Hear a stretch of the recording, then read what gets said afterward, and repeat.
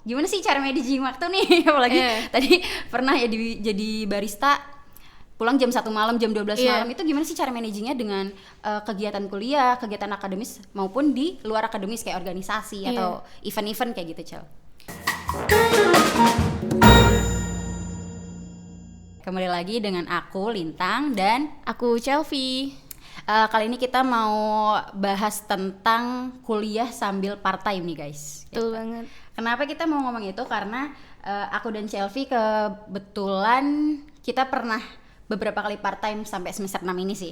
Ya salah satunya di sini. Di Academic Production House. Betul gitu. Banget. Mungkin dari Chelvi dulu kali ya, ceritain pengalaman kenapa Chelvi bisa ngambil part time sambil kuliah dan itu dari semester berapa?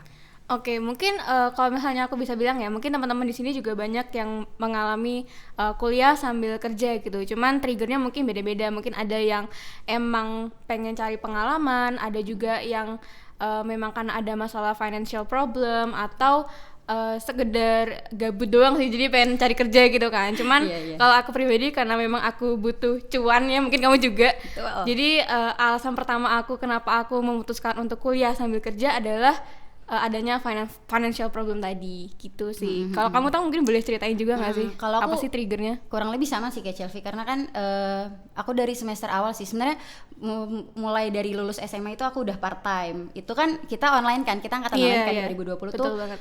2 semester tuh kita di rumah. Nah di rumah itu aku udah mulai ngajar sih sebenarnya, part time ngajar. Terus pas ke Jogja juga kayak karena emang udah dari orang tua juga.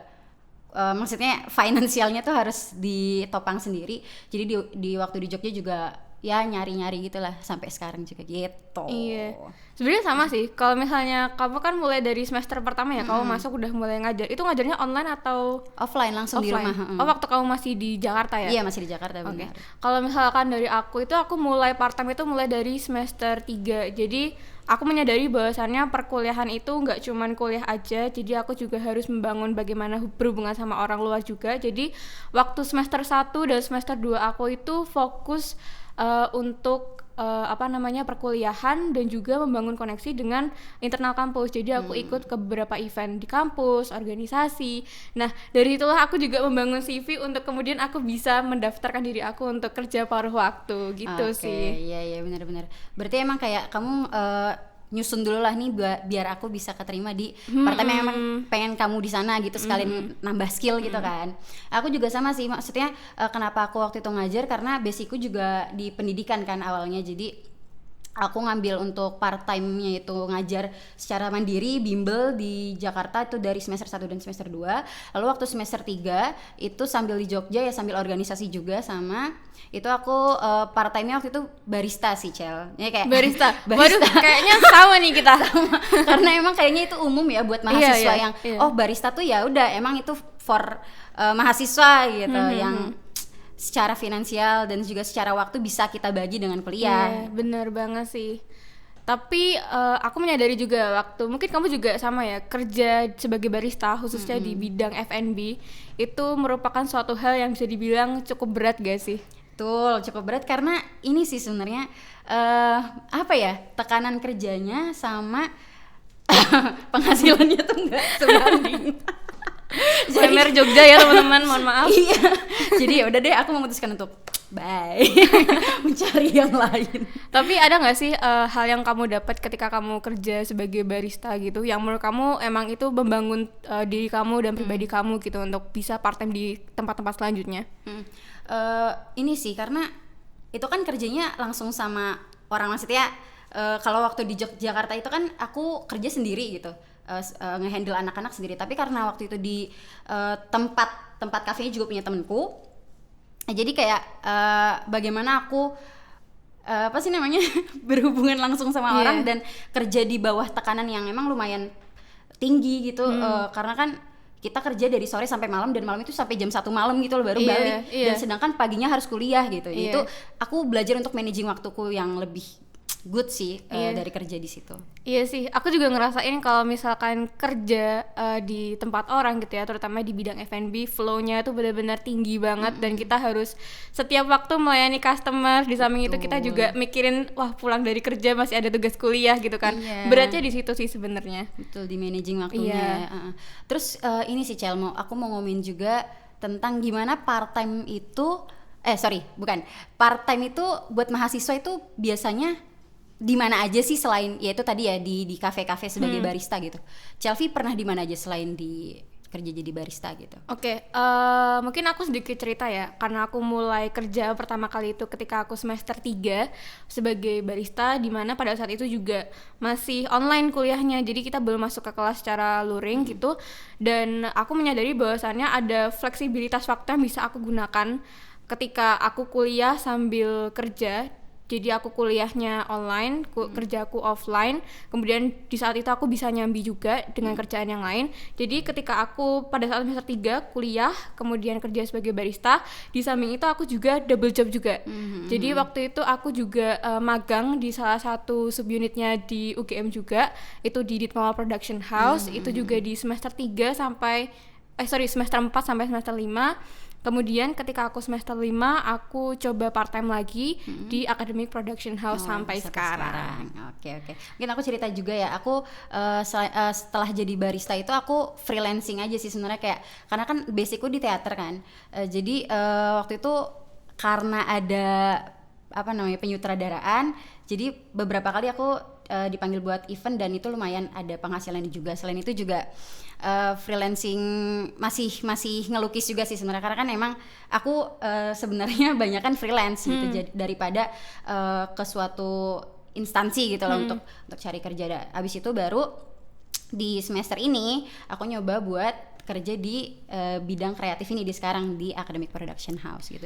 Jadi kalau misalnya kesimpulannya kayak ternyata banyak opportunity yang bisa diambil oleh teman-teman mahasiswa. Semisal kalian ada financial problem atau sekedar kalian pengen cari pengalaman gimana sih rasanya kuliah sambil kerja, itu tuh banyak banget kesempatan yang bisa kalian ambil, mulai dari kamu bisa cari-cari informasi di universitas, di sosial media, atau bahkan sekarang juga ada program magang untuk mahasiswa juga dari Kemendikbud. Itu juga MBKM, salah satu ini juga ya, kesempatan yang besar gitu yang bisa diambil dari teman-teman mahasiswa kalau misalnya mereka pengen mengembangkan skill mereka. Keren sih sebenarnya sekarang Kemendikbud itu. Iya benar.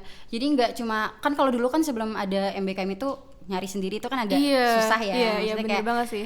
Mau nyari peluangnya juga susah dan cari-cari di internet. Sekarang MBKM udah memberikan peluang yang besar buat sekalian nambah skill, sekalian nyari penghasilan juga buat ya kayak gitu sih.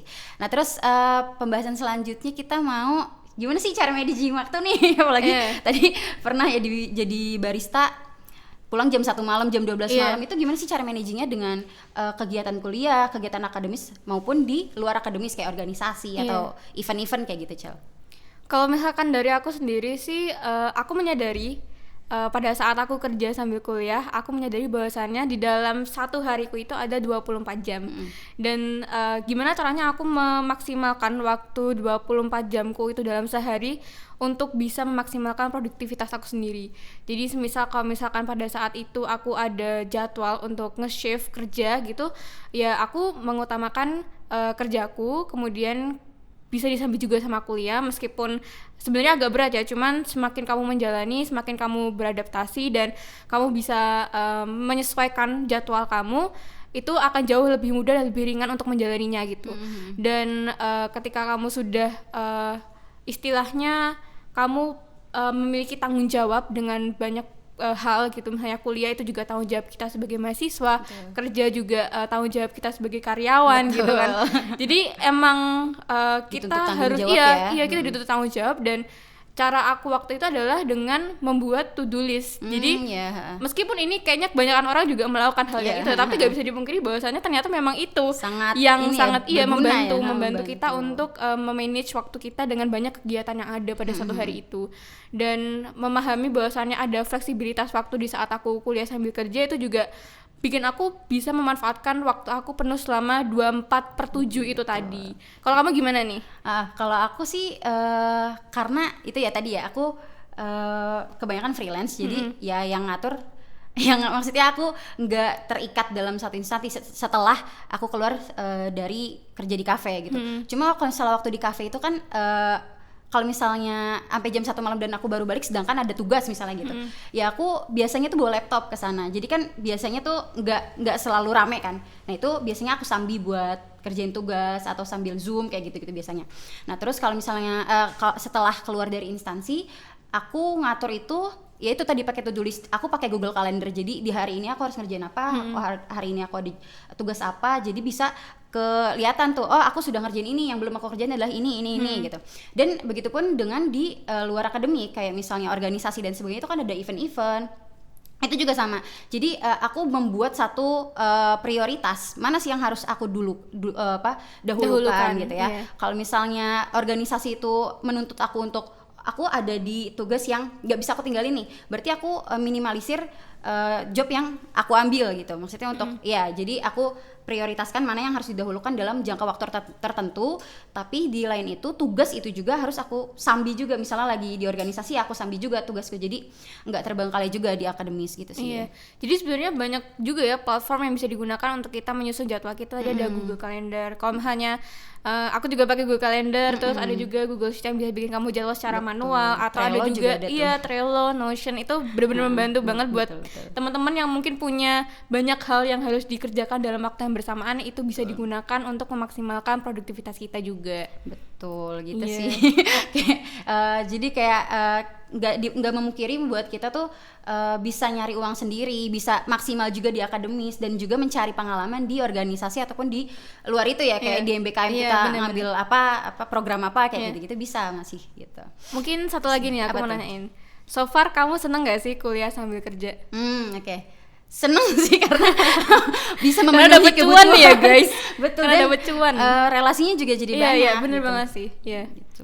Jadi gak bisa dipungkiri kalau misalnya kuliah sambil kerja tuh banyak hal yang bisa kita dapatkan. Selain kita kuliah, kita dapat pengetahuan, kita di luar juga kerja dapat relasi, dapat income yang lebih untuk kita sendiri juga, dan kita bisa belajar untuk lebih mandiri ke depannya. Gitu sih. Udah ya, kita kayaknya udah membahas secara padat, singkat tapi ada isinya ya. Gitu sih. Aku sama Chelsea mungkin segitu dulu ya, share-share tentang kuliah sambil kerja. Kalau misalnya ada pertanyaan silakan di komen. Iya, mungkin boleh ini sih komen di bawah kira-kira topik-topik apa lagi nih yang penasaran kalian. Bakal kita bahas di podcast Pojok Bicara gitu.